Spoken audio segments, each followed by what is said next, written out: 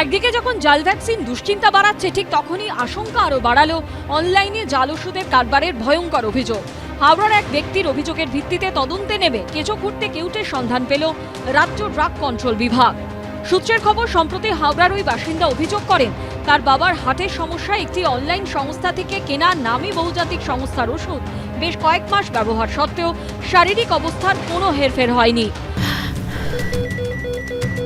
ক্যান্সারে নেই আর ভয়, NCRI এ হবে এর জয়। আপনাদের ভরসা নেতাজি সুভাষচন্দ্র বোস ক্যান্সার হসপিটাল।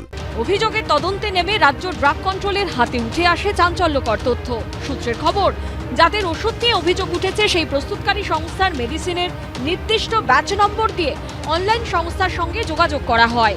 সেই সূত্র ধরে অভিযান চালানো হয় আগরপাড়া, টিটাগড় ও নাগেরবাজারের 3টি ওষুধের গুদামে। রাজ্য ড্রাগ কন্ট্রোল সূত্রে খবর, এইসব মেডিসিনের গোডাউন থেকে বাজেয়াপ্ত বেশ কিছু ওষুধ জাল বলে চিহ্নিত করেন তদন্তকারীরা। জাল ওষুধের উৎসের খোঁজে নেমে তদন্তকারীরা জানতে পারেন ওই জাল ওষুধগুলি আনা হয়েছিল উত্তরপ্রদেশের এক হোলসেলারের থেকে। এই ঘটনাই আরও বেশি করে ভাবাচ্ছে তদন্তকারীদের। সূত্রের খবর, নকল ওষুধ চক্রের পান্ডার খোঁজ পেতে উত্তরপ্রদেশ ড্রাগ কন্ট্রোলের সঙ্গে যোগাযোগ করেছে রাজ্য ড্রাগ কন্ট্রোল বিভাগ। দৃষ্টি আকর্ষণ করা হয়েছে কেন্দ্রীয় ড্রাগ কন্ট্রোলেরও। পাশাপাশি গোডাউন থেকে বাজেয়াপ্ত ওষুধের নমুনা পরীক্ষার জন্য পাঠানো হয়েছে গবেষণাগারে। তবে এখনো পর্যন্ত কাউকে গ্রেপ্তার করা যায়নি। আমরা ওষুধ লিখে দিই, কিন্তু ওষুধটা যখন বাজার থেকে কিনে একজন রোগী খান, তিনি সুস্থ হবেন কিনা সেই প্রশ্নটা আমাদের সামনে ঘুরফির করছে। আমাদের সমাজে আছে সেরকম কিছু দুষ্কৃতী আছে যারা এই কাজগুলো করতে চায়, কিন্তু তার জন্যই তো আমাদের প্রশাসন, আমাদের দেশের আইন ব্যবস্থা, তাদের দায়িত্ব, যাদের দায়িত্ব এটাকে বের করা জাল এবং ভেজাল ওষুধ রোকবার, তারা যদি তাদের দায়িত্ব পালন না করে তাহলে মানুষের জীবন কোথায় নিশ্চিত থাকবে? আমরা তো খুবই অনিশ্চয়তার মধ্যে ভুগছি। তবে কি উত্তরপ্রদেশ থেকে পশ্চিমবঙ্গে বিছানো হয়েছে জাল ওষুধের কারবার?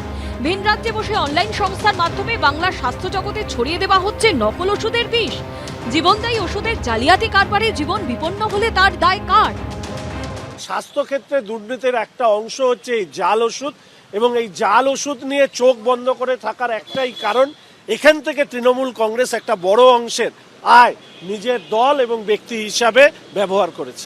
সারা ভারতবর্ষেই জাল ওষুধের এই সমস্যাটা আছে, পশ্চিমবঙ্গ তার বাইরে নয়। পশ্চিমবঙ্গের যারা ড্রাগ কন্ট্রোলার বা যারা এইসব বিষয় দেখে তারা তৎপর আছে। সবাইকে সজাগ থাকতে হবে এবং জনগণকেও সজাগ থাকতে হবে। এর আগে জাল ওষুধ চক্রে তদন্তে নেমে আমতা থেকে বাবলু মান্না নামে এক হোলসেলারকে গ্রেপ্তার করা হয়। মান্না এজেন্সি নামের এই ওষুধ সরবরাহকারী সংস্থার গোডাউনে হানা দিয়ে রাজ্য ড্রাগ কন্ট্রোল দপ্তরের আধিকারিকরা বাজেয়াপ্ত করেন প্রায় 20 লক্ষ টাকার জাল ওষুধ। উলুবেড়িয়া মহকুমা আদালতের নির্দেশে বর্তমানে জেল হেফাজতে রয়েছেন অভিযুক্ত। রাজ্য ড্রাগ কন্ট্রোল সূত্রে খবর, এবার সেই ঘটনা তদন্তভার সিআইডির হাতে তুলে দেওয়ার সিদ্ধান্ত নেওয়া হয়েছে। ঝিলম করঞ্জাই ও সন্দীপ সরকারের রিপোর্ট, এবিপি আনন্দ।